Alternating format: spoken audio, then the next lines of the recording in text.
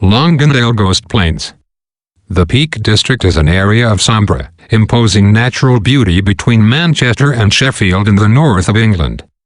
Britain's first national park, it is still the most visited national park in Europe.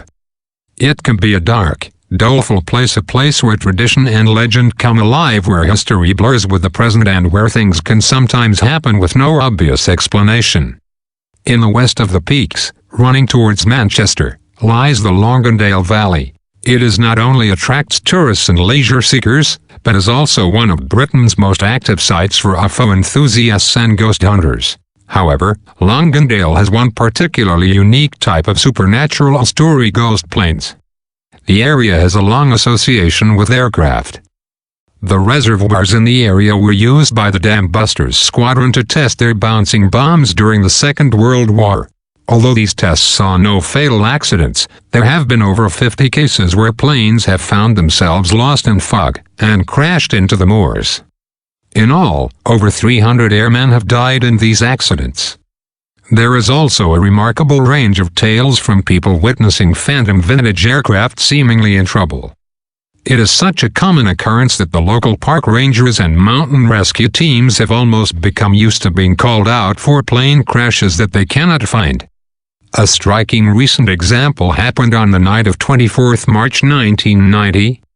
Many people were in the peaks away from the city lights to watch the passing Hale-Bopp comet when they saw a large, low-flying aircraft, like an old Lancaster bomber, on a collision course with local hills.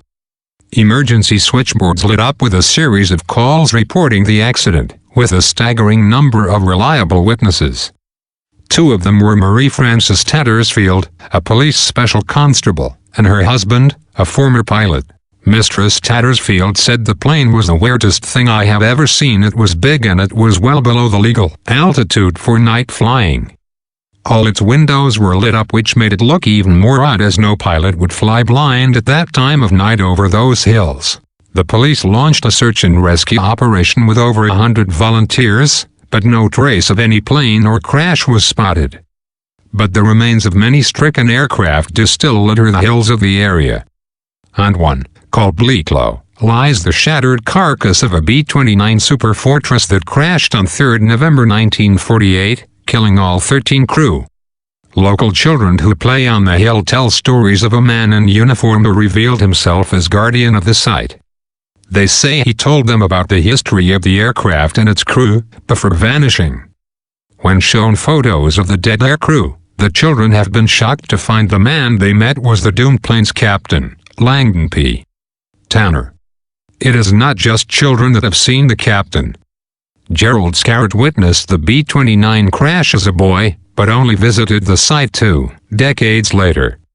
He investigated around the remains of the wreckage and found a gold ring engraved with the name Langdon P. Tanner. Soon after hearing of his discovery, a group of aircraft enthusiasts asked if he could take them to the wreck. I bent down to show them where I found the ring, and when I looked up they had scampered and were 10 or 15 yards away. When I caught up with them they were ashen-faced. They said they had seen someone standing behind me, looking down and dressed in full flying uniform. I told them I had seen nothing, but they said, "We've all seen him, thanks for taking us up. But we are going, and I have never seen or heard from them again," Scarrett said. It would seem that, whether flying through the skies or buried in the earth, there are some things in the Peak District which are beyond the realm of the explainable.